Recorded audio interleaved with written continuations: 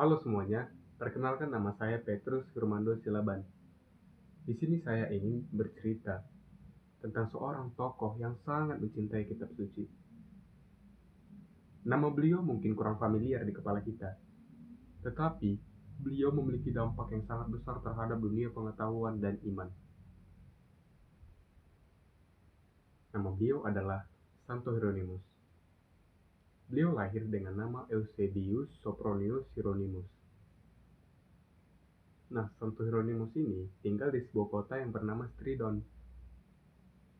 Sejak muda, Hieronymus sudah sangat bergairah terhadap dunia pendidikan dan pengetahuan. Hieronymus menunjukkan semangat belajar dan kecerdasan yang sangat luar biasa. Santo Hieronymus pergi ke Roma untuk belajar.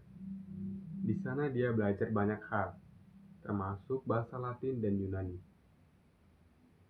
Nah, teman-teman, suatu malam ketika Santo Hieronymus tidur, kita semua pasti saat tidur pernah bermimpi.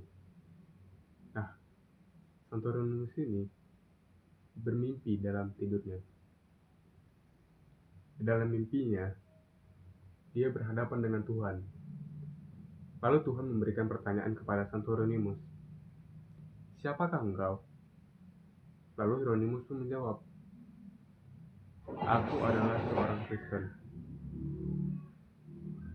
Kemudian Tuhan berkata kepada Santo Hieronymus, "Engkau berdusta.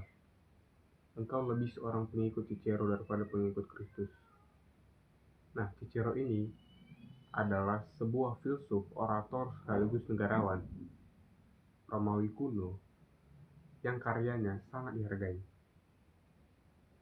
Nah, kemudian di saat Hieronymus bangun dari tidurnya, dia sangat terkejut akan mimpinya tadi malam. Hieronymus ketakutan, dan dari situ dia merenung.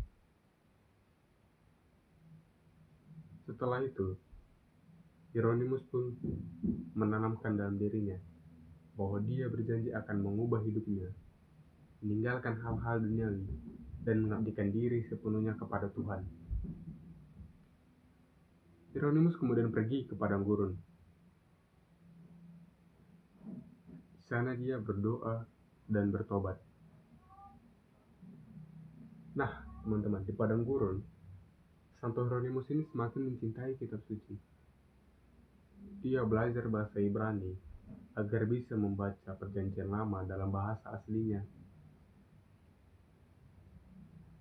Nah, kemudian Santo Hieronymus pun diangkat menjadi sekretaris Paus Damasus di Roma. Tibalah suatu saat, Paus Damasus menugaskan Hieronymus untuk menerjemahkan kitab suci ke dalam bahasa Latin yang lebih baik. Hieronymus bekerja keras dalam menyelesaikan tugasnya ini. Bertahun-tahun dia menerjemahkan ini dan bekerja keras. Nah, kemudian hasil terjemahannya Santo Hieronymus ini dikenal sebagai Vulgata, yang artinya bersifat umum untuk semua orang. Dan ini resmi menjadi kitab suci Gereja Katolik selama berabad-abad. Nah, Santo Hieronymus ini adalah seorang tokoh yang sangat hebat.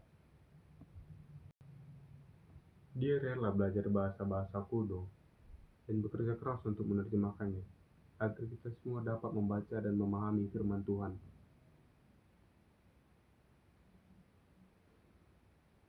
Pesan iman yang dapat kita petik dari kisah Santo Hieronymus ini adalah, seperti Santo Hieronymus yang dipanggil Tuhan untuk mencintai kitab suci, kita juga dipanggil Tuhan untuk semakin mencintai kitab suci. Dengan membaca dan merenungi firman Tuhan, kita akan semakin dekat dengan Tuhan dan semakin mengenal Tuhan. Karena kitab suci adalah sumber pedoman hidup kita, sumber kekuatan, sumber penghiburan di saat-saat sulit kita. Semoga kisah Santo Hieronymus yang saya ceritakan ini dapat menginspirasi teman-teman semua agar kita semakin mencintai kitab suci di dalam kehidupan kita. Terima kasih.